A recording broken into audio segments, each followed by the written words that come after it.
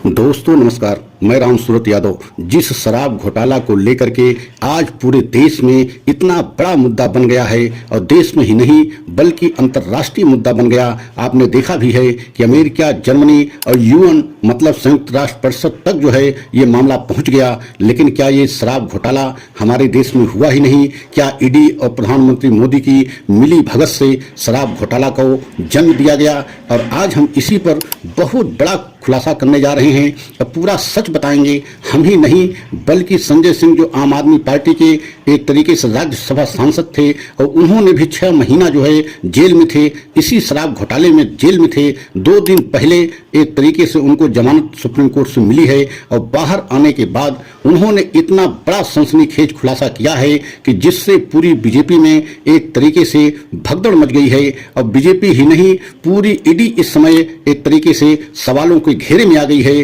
कि क्या शराब घोटाले को प्रधानमंत्री मोदी की मिली भगत से एक तरीके से बनाया गया, शराब घोटाला कहीं हुआ ही नहीं। तो आज हम इसी पर पूरा सच आपको बताने जा रहे हैं और किस तरीके से संजय सिंह एक आम आदमी पार्टी के जो राज्यसभा सांसद हैं जेल से आने के बाद किस तरीके से जो है सनसनीखेज खुलासा किया है, उन्हीं की बातों को हम आपको स्पष्ट और सरल भाषा में बताना चाहते हैं। तो आपसे निवेदन है कि अगर हमारे चैनल पे पहली बार हैं तो चैनल को लाइक सब्सक्राइब कर लें, वीडियो को अंत तक देखें। तो सबसे पहले आपको यह जानना बहुत जरूरी होगा कि शराब घोटाला का जन्म होता कहां से है। तो सबसे पहले शरद चंद्र रेड्डी हैं, जिनको जो है 10 नवंबर 2022 को ईडी जो है गिरफ्तार करती है।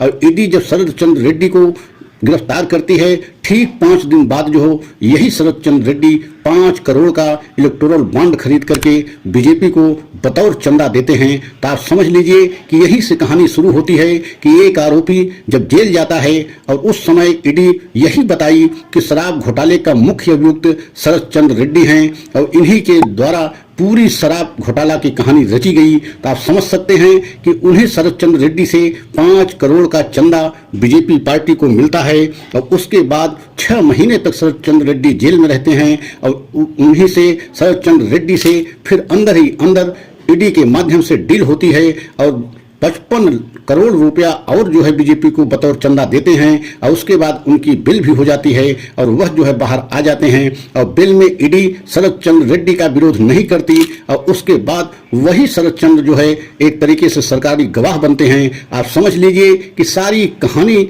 शराब घोटाले की यही से शुरू होती है। तो आप कल्पना कीजिए कि एक जो सबसे बड़ा या मुख्य आरोपी शराब घोटाले का हो और उसी से 55 करोड़ रुपया बीजेपी को चंदा मिला हो और वही व्यक्ति सरकारी गवाह बनाया जाए। तो आप कल्पना कीजिए कि एक तरीके से मिली भगत जिस तरीके से संजय सिंह आरोप लगा रहे हैं, सनसनीखेज खुलासा कर रहे हैं, उससे तो यही साबित होता है कि कहीं न कहीं जो है ईडी और प्रधानमंत्री मोदी की मिली भगत जो है जिस तरीके से संजय सिंह आरोप लगा रहे हैं, कहीं न कहीं उसमें कुछ सच्चाई दिखती है। और दूसरा पहलू जो सबसे महत्वपूर्ण है और जानना जरूरी है कि मंगूरा रेड्डी एक सांसद थे, उनकी भी गिरफ्तारी होती है और वह भी 6 महीना तक जेल में रहते हैं और उनके द्वारा 3 बयान दिए जाते हैं। लेकिन 2 बयानों में मंगूरा रेड्डी कभी जो है अरविंद केजरीवाल का नाम नहीं लेते हैं। लेकिन उसके बाद जो है 6 महीने के बाद राघव मंगूरा रेड्डी जो उनके बेटे हैं उनकी भी गिरफ्तारी होती है और राघव मंगूरा रेड्डी भी जो है 6 माह तक जेल में रहते हैं और उन्होंने भी एक तरीके से 7 बयान दिया।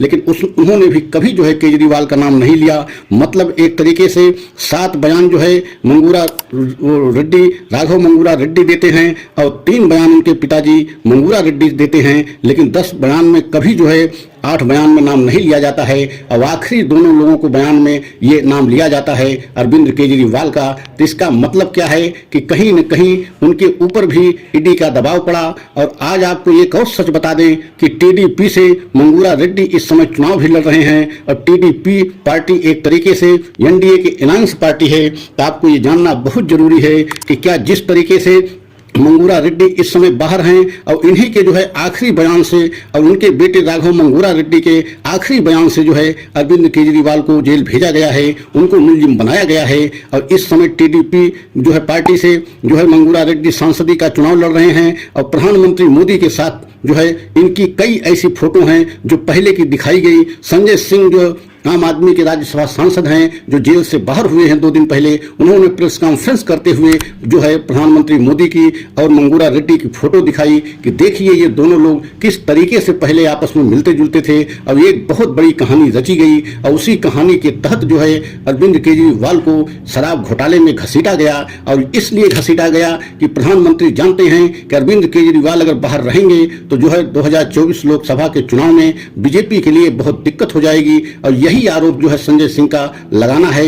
उनका कहना भी यही है कि कई बार ये कोशिश की गई थी कि कांग्रेस पार्टी से किसी भी कीमत पर आम आदमी पार्टी गठबंधन न करे, ये दबाव जो है डाला जा रहा था। लेकिन जब आम आदमी पार्टी नहीं मानी, कांग्रेस से गठबंधन इंडिया गठबंधन में शामिल हो गई और उसके बाद ये सारी कार्रवाई हुई। और सबसे चौंकाने वाली बात तो ये है कि जिस दिन जो है चुनावी डाटा पूरी तरीके से चुनाव आयोग की वेबसाइट पे डाला गया और उसी दिन 1 घंटे बाद जो है अरविंद केजरीवाल की गिरफ्तारी की जाती है। मतलब बीजेपी एकदम घबरा गई कि जल्दी से अगर अरविंद केजरीवाल की गिरफ्तारी नहीं की जाती है तो कल पूरे देश के सामने चुनावी चंदा का डाटा आ जाएगा, जिसमें यह साबित हो जाएगा कि एक तरीके से सबसे बड़ा जो है शराब घोटाले का पैसा और अभियुक्तों से पैसा तो बीजेपी पार्टी ने लिया है। इसीलिए आनंद फानन में जल्दबाजी में उसी दिन अरविंद केजरीवाल की गिरफ्तारी की जाती है। और आपको यह भी बता दें कि अरविंद केजरीवाल की गिरफ्तारी से बीजेपी कहीं न कहीं फंसती नजर आ रही है और बीजेपी के लिए संकट एक तरीके से बनता जा रहा है। तो अगर हमारा यह वीडियो आपको अच्छा लगा हो तो लाइक सब्सक्राइब करें, कमेंट के द्वारा अपनी राय अवश्य दें। अगला वीडियो पुनः लेकर के आएंगे। जय हिंद, जय भारत।